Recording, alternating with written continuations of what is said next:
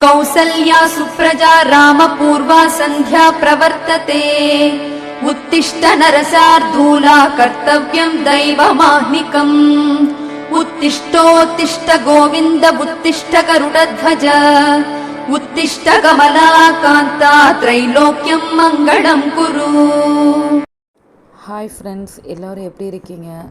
இன்றைக்கி நம்ம லெக்சர்ஸ் ஹோமில் ஒரு ஃபுல் டே விலாக் தான் பார்க்க போகிறோம்.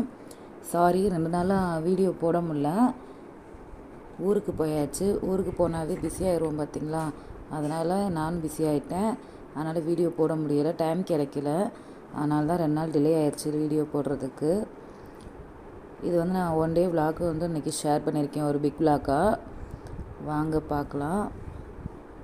நாங்கள் சென்னைக்கு போகிறோங்க. என் ஹஸ்பண்ட் சென்னையில் ஒர்க் பண்ணுறாங்க. இப்போ நானும் தம்பியும் சென்னைக்கு ஷிஃப்ட் ஆகிறோம். அதனால் எங்களோட பாத்திரத்தெல்லாம் எடுத்து வாஷ் பண்ணி வைக்கிறோம். ஏன்னா சென்னை போகணுன்னா அன்றைக்கி பால் காய்ச்சிட்டு சமைக்கணும். அப்போ நம்ம பாத்திரம் விளக்கிட்டு இருக்க முடியாதுன்றதுனால அன்னைக்கு என்னென்ன யூஸ் பண்ணுவோமோ, என்னென்ன தேவையோ அந்த பாத்திரத்தெல்லாம் ஃபஸ்ட்டு எடுத்து நல்லா விளக்கி வெயிலில் காய வச்சு தொடச்சி எடுத்து வச்சாச்சுங்க. ஏன்னா அங்கே போயிட்டு அந்த டயத்தில் நம்மளால் ஒவ்வொரு பாத்திரம் எதுன்னு தேடி எடுத்துகிட்டு முடியாது. ஏன்னா பால் காய்ச்சல் அன்றைக்கி தான் காலை தான் சென்னைக்கு ரீச் ஆகிறோம். அதனால் அதுக்கப்புறம் எல்லா பாத்திரத்தையும் வாஷ் பண்ணி வச்சுட்டு கீழே வந்தாச்சு. இன்றைக்கி தண்ணி வர நாள் அப்படின்றதுனால செடிகளுக்கெலாம் தண்ணி விடலாம் அப்படின்னு சொல்லிட்டு தண்ணி விட்டுட்டு இருந்தோம். இன்றைக்கி வீட்டில் பார்த்திங்கன்னா ஒரு நியூ கம்மர் வந்திருக்காங்க. வேறு யாரும் இல்லைங்க. எங்கள் வீட்டில் ஒரு வாழை மரம் இருந்துச்சு. 3-4-5 வாழை மரம் நிற்கிது. அதில் ஒரு வாழை மரத்தில் ஆடு இருக்குது பார்த்திங்களா. பின்னாடி காம்பவுண்ட் எடுக்காததுனால ஆடுகளாம் அந்த அது முதல்ல இருக்கவும் அதை கடிச்சு தின்றுச்சு. சரி, இது வராது அப்படின்னு நினச்சிட்டு இருந்தோம். பார்த்தா இன்றைக்கின்னு பார்த்து நல்லா பூ இருந்துச்சு. அதில் தள்ள ஆரம்பிச்சிருச்சுங்க. இன்றைக்கி நியூ கம்மர் இவங்க தான் நம்ம வீட்டுக்கு. இந்த வாழை மரம் என்னோடய என்கேஜ்மெண்ட் முடிஞ்சு 1 வீக்கில் வச்சது. இப்போ எனக்கு மேரேஜ் ஆகி 1.5 இயர்ஸ் ஆயிடுச்சு.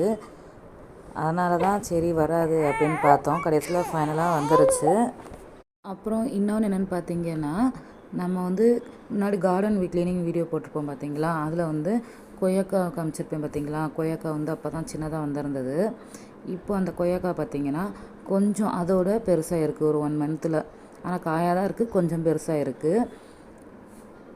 அதுவும் கொஞ்சம் நல்லா தான் இருந்தது பார்க்குறதுக்கு. எனக்கு பிளான்ட்ஸ்னால் ரொம்ப பிடிக்குங்க. எவ்வளோ செடி கொடுத்தாலும் வச்சுக்கிட்டு பராமரிச்சுக்கிட்டே இருப்பேன். இன்டோர் பிளான்ட்ஸ் தான் என்னால் வைக்க முடியலை. ஏன்னா வீட்டில் அதுக்கு அலோவ் பண்ண மாட்டாங்க, ஏன்னா கொசு வரும் அப்படின்னு. எனக்கு இன்டோர் பிளான்ட்ஸ் வைக்கவும் ரொம்ப பிடிக்கும். மேக்ஸிமம் சென்னை போனதுக்கப்புறம் இன்டோர் பிளான்ட்ஸ் வைக்கிறதுக்கு வாய்ப்பு இருக்குது. அப்புறம் மார்னிங் பிரேக்ஃபாஸ்ட் பண்ண ஆரம்பித்தாச்சு. தோசையும் தக்காளி தொக்கும். ஒரு சின்ன டிப்ங்க, வெங்காயம் எப்போவுமே உரிக்கும்போது ஃபஸ்ட் லேயரையும் சேர்த்து உரிச்சிருங்க. அந்த தோல் உரிச்சதுக்கப்புறம் இருக்கிற ஃபஸ்ட்டு லேயரையும் உரிச்சிருங்க. ஏன்னா அது ஹெல்த்தி கிடையாது. இது எனக்கு ஒரு ஃபங்க்ஷன் போயிருந்தேன். இங்கே சமையல்காரங்க இருக்காங்க பார்த்திங்களா, அவங்க சொன்னாங்க, ஏன் இப்படி உரிக்கிறீங்க அப்படின்னு கேட்டேன். அவங்க தான் சொன்னாங்க, இந்த இது அந்த அளவுக்கு நல்லது கிடையாது, ஃபஸ்ட் லேயர் எப்போவுமே உரிச்சிட்டு தான் நம்ம கட் பண்ணணும் அப்படின்னு சொன்னாங்க.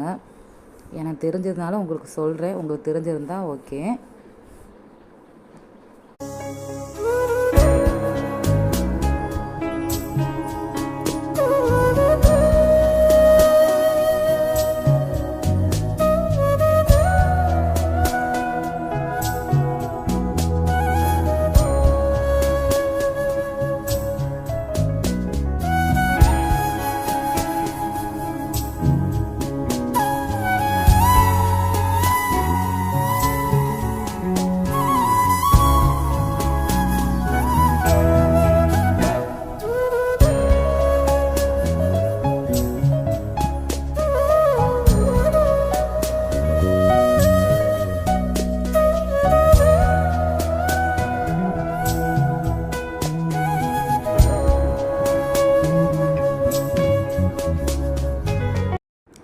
தக்காளி தொக்கு ரெடி ஆகிட்டு இருக்குங்க.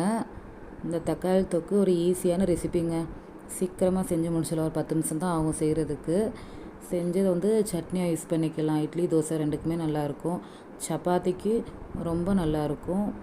அப்புறம் மிஞ்சிச்சு அப்படின்னா வந்து கொஞ்சம் ஒயிட் ரைஸ் வச்சு இல்லை வந்து கிளறி தக்காளி சாதமும் சாப்பிட்டுக்கலாம். அது இல்லை அப்படின்னா நம்ம எந்த சாப்பாடுக்கும் இதை வந்து சைடிஷ்ஷாக வச்சுக்கலாம். அப்புறம் லெமன் சாதம், புளியோதரை அதுக்கு இதை வந்து நம்ம சைடிஷ்ஷாக வச்சுக்கலாம். நல்லாயிருக்கும்.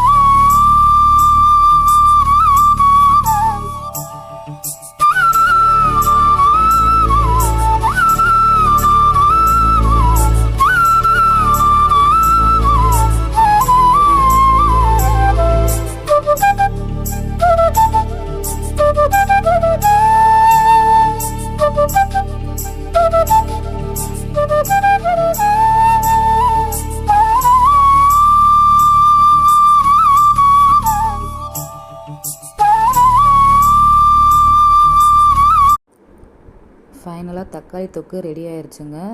தொக்கு ரெடி ஆனதுக்கப்புறம் தோசை ஊற்ற ஆரம்பித்தாச்சு. தோசை ஊற்றி சாப்பிட்டு முடிக்கும்போது பார்த்திங்கன்னா மணி வந்து 11:30 ஆயிடுச்சு. அதுக்கப்புறம் சின்ன சின்ன வேலைகள்லாம் பார்த்துட்டு லன்ச் பண்ண ஆரம்பித்தாச்சு.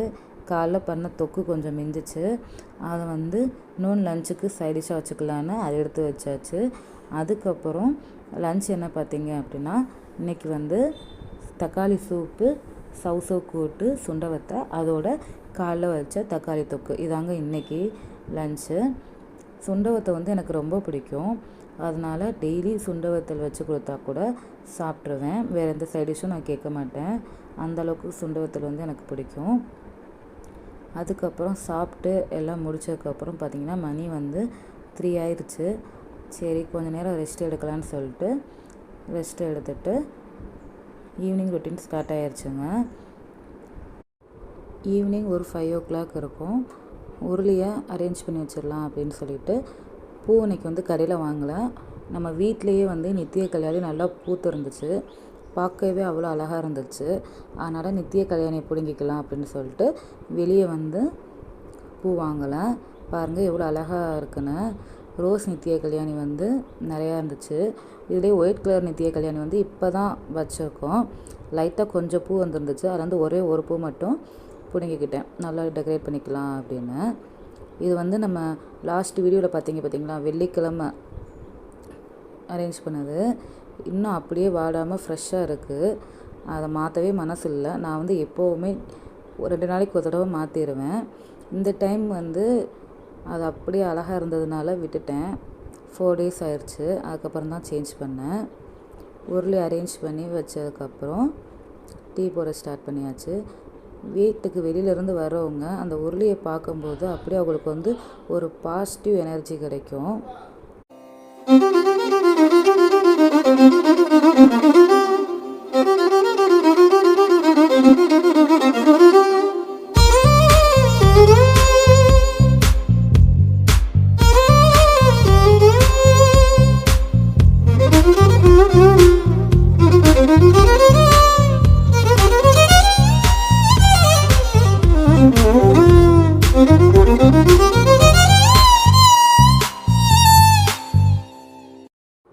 ஊர்லேயே டெக்கரேட் பண்ணி வச்சுட்டு அதுக்கப்புறம் டீ போட ஸ்டார்ட் பண்ணியாச்சு.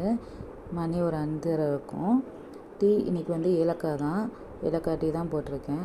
அந்த டீயை வந்து வெளியில் இருக்க அந்த வியூ கார்டனை பார்த்துட்டே குடித்தா அதாங்க குடித்த மாதிரியே இருக்கும். நம்ம பாடியில் ஒரு பாசிட்டிவ் வைப்ஸ் கிடைக்கும். அதுக்காகவே அதை பார்த்துட்டு குடிக்கிறது. அதுக்கப்புறம் நைட் டின்னர் பண்ண ஸ்டார்ட் பண்ணியாச்சு. இன்றைக்கி வந்து ஒரு சூப்பரான ரெசிபி தாங்க ஷேர் பண்ணலான்னு இருக்கேன். அது என்னென்னு பார்த்தீங்கன்னா 2 in 1 சட்னிங்க. அதாவது ஒரு சட்னியில் 2 டேஸ்ட்டு கிடைக்கும். அதனால தான் 2 in 1 சட்னி அப்படின்னு சொல்கிறேன். இது வந்து நிறைய பேர் பண்ணுவாங்களான்னு தெரியலை, நான் பண்ணுவேன். அதனால் உங்களுக்கு வந்து ஷேர் பண்ணுறேன். வேறு ஒன்றும் இல்லைங்க, இதில் வந்து தக்காளி சட்னியோட டேஸ்ட்டும் கிடைக்கும், கருவேப்பிலை சட்னியோட டேஸ்ட்டும் கிடைக்கும். அதனால தான் 2 in 1 சட்னி. கருவேப்பிலை சட்னி பிடிக்காதவங்க கூட இந்த சட்னியை சாப்பிட்டதுக்கப்புறம் கருவேப்பிலை சட்னியை வந்து விரும்பி சாப்பிடுவாங்க. இது வந்து கருவேப்பிலை சட்னியாகவும் நம்ம எடுத்துக்க முடியாது, ஃபுல் கருவேப்பிலை சட்னின்னு சொல்ல முடியாது, தக்காளி சட்னியும் சொல்ல முடியாது, ரெண்டும் சேர்த்து ஒரு மிக்சடான ஒரு சட்னி தான். இதை சாப்பிட்டா ஒரு என்ன சொல்கிறது, ஒரு புதுசாக ஒரு டேஸ்ட்டு கிடைக்கும். ஏன்னா நீங்கள் ட்ரை பண்ணி பார்த்துட்டு சொல்லுங்கள், சரிங்களா? இப்போ வந்து என்னென்ன செய்யலான்னு பார்க்கலாம். இந்த சட்னி செய்கிறதுக்கு நமக்கு வந்து வெங்காயம், தக்காளி, கருவேப்பிலை, பச்சை மிளகாய் இது இருந்தால் போதும். இந்த சட்னி ஈஸியாக பண்ணிடலாம் 10 நிமிஷத்தில். நான் வந்து இன்றைக்கி 3 வெங்காயம், 2 தக்காளி, அப்புறம் 1 கை கருவேப்பிலை, அப்புறம் 2 மிளகா எடுத்து வதக்கிக்கிறேன். நார்மலாக நம்ம தக்காளி சட்னிக்கெலாம் வதக்குவோம் பார்த்திங்களா, அந்த மாதிரி நல்லா வதக்கி எடுத்துக்கோங்க. ஆனால் வந்து கருவேப்பிலை வந்து ரொம்ப கறியிடக்கூடாது, ஒரு நார்மல் கொஞ்சம் பச்சை கலர் மாற வரைக்கும் இருந்தாவே போதுமானது.